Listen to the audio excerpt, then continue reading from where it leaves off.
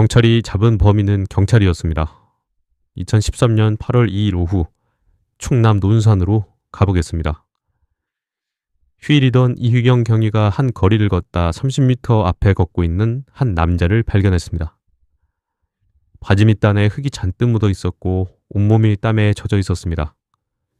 그 남자는 집도 사우나도 아닌 PC방으로 들어갔습니다.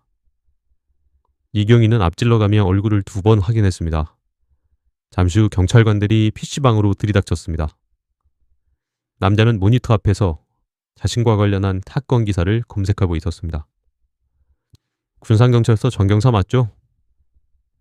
남자는 아무 말 없이 2손을 내밀었습니다. 열흘 만이었습니다. 경찰 생활을 하며 표창 20개를 받은 모범 경찰관이 동료 경찰을 피해 도망 다닌 시간 말입니다. 이제 열흘 전으로 돌아갑니다. 군산시 밀용동에 살던 40대 여성 이씨. 이혼 후 2아이를 키우며 전 남편 양육비와 알바로 생계를 이어가고 있었습니다. 친정 부모와 함께 살며 아이들을 맡겼고 그렇게 조금씩 삶의 안정을 찾아가고 있었습니다. 2013년 7월 24일 저녁 외출 준비를 하던 이씨가 언니에게 말했습니다. 혹시 나한테 무슨 일이 생기거나 연락이 끊기면 그 남자를 의심해. 그리고 돌아오지 않았습니다. 정경사, 군산경찰서 14년 근무, 표창 20개, 2아이를 둔 가정이었습니다. 가족에게 자상하기로 소문난 사람이었습니다. 2012년 8월 동로경찰관 소개로 이 씨를 만났습니다. 2달 뒤 2사람은 내연관계가 됐습니다. 하지만 시간이 지난 뒤 정 씨가 일방적으로 관계를 끊으려 했습니다. 이 씨의 문자를 스팸으로 차단했지만 이 씨는 계속 연락을 해왔습니다. 만나줘. 너와 내 사이를 사람들이 알면 좋겠니? 지부고 경찰서고 가서 다 풀어버릴 거야. 그러던 2013년 7월 16일 이 씨가 문자 한 통을 보냈습니다. 2줄이 선명하게 찍힌 임신 테스트기 사진이었습니다. 이 씨 여동생 말에 따르면 언니가 요구한 건 낙태 병원비와 약값을 합쳐 120만 원 뿐이었습니다. 양육비도 받고 알바도 하던 사람이 돈 때문에 협박할 이유가 없었다고도 했습니다. 정 씨의 진술은 달랐습니다. 이 씨가 300만 원이 아니라 각서까지 요구했고 가족에게 알리겠다며 협박했다고 주장했습니다. 죽은 사람은 말이 없습니다. 진실을 확인할 길은 없습니다. 이 씨 여동생이 기억하는 언니의 마지막 말은 이랬습니다. 관계를 정리하고 올게. 7월 24일 오후 6시 30분 정 씨가 퇴근했습니다. 이날은 이례적으로 사복을 입고 나왔습니다. 14년 동안 항상 근무복 그대로 퇴근하던 사람이 11분 뒤 다시 파출소로 들어갔습니다. 4분 후에 나올 때는 손에 삽이 들려 있었습니다. 오전 7시 56분 이 씨가 한 아파트 엘리베이터에 탑승했습니다. 회색 티셔츠에 연두색 가디건, 청색 반바지, 분홍색 단화. 3분 뒤 후문 골목으로 사라졌습니다. 기다리고 있던 정 씨의 차량에 올라탔습니다. 정 씨는 인적이 없는 곳으로 차를 몰았습니다. 군산교도소 인근 저수지 뒤편 말다툼이 시작됐습니다. 이 씨가 아내에게 전화를 걸려 하자 정 씨가 달려들었습니다. 이 씨의 손톱이 정 씨의 얼굴을 긁었습니다. 다만 이건 모두 정 씨가 나중에 주장한 이야기일 뿐입니다. 오후 8시 47분 블랙박스가 크게 한번 흔들렸습니다. 그 이후의 기록은 없습니다.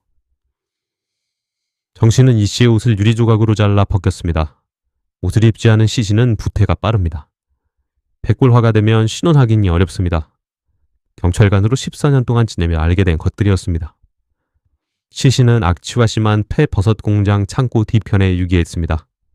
담요로 덮고 나무 패널을 얹었습니다. 오후 11시 15분 정 씨가 파출소로 돌아왔습니다. 삽을 제자리에 가져다 놨습니다. 이 씨의 신발과 휴대폰은 끝내 발견되지 않았습니다. 범행 장소에서 시신 유기 장소까지의 거리는 20m였습니다.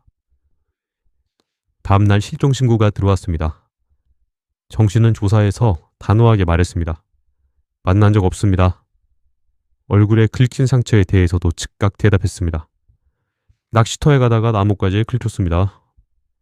자정 무렵 조사 중 아내 전화를 받은 정 씨가 강하게 말했습니다. 강압수사입니다. 고소하겠습니다. 휴가 후 그는 집과 반대 방향인 톨게이트로 향했습니다. 달아난 겁니다. 결국 전국 수배가 내려졌습니다. 이후 열흘 동안 강원도, 충북, 충남, 전북을 넘나들며 도망쳤습니다. 차를 버리고 현금만 쓰고 옷을 여러 번 갈아입었습니다. 14년간 경찰로 일하며 익힌 것들을 도주에 그대로 썼습니다. 7월 27일 정 씨는 군산으로 돌아왔습니다. 딸의 생일이었기 때문입니다. 잠복경찰 때문에 얼굴은 보지 못했습니다. 대신 시신 유기장소로 가서 옷가지를 수습했고 귀가하다 검문 불빛을 보고 논두렁에 던지고 달아났습니다. 사흘 뒤 그 옷가지가 발견됐습니다. 그동안 없던 것이 생겨난 겁니다. 수색대가 며칠 전에 이미 뒤졌던 자리에서였습니다. 그로부터 닷새 뒤인 8월 2일 정 씨는 논산 PC방 구석에서 붙잡혔습니다. 자백까지 23시간이 걸렸습니다. 동료들이 설득했기 때문입니다. 부검결과 이 씨의 위는 비어있는 상태였습니다. 그날 저녁 집을 나선 이후 아무것도 먹지 못했다는 뜻입니다. 재판에서 정 씨의 아내가 눈물로 남편을 변호했습니다. 12년 동안 폭력 한 번 행사한 적이 없었고 늘 가족을 챙기는 자상한 사람이었습니다. 하지만 이 씨의 두 아이들은 그날 어머니를 잃었습니다. 법원은 우발적 살인을 인정했습니다.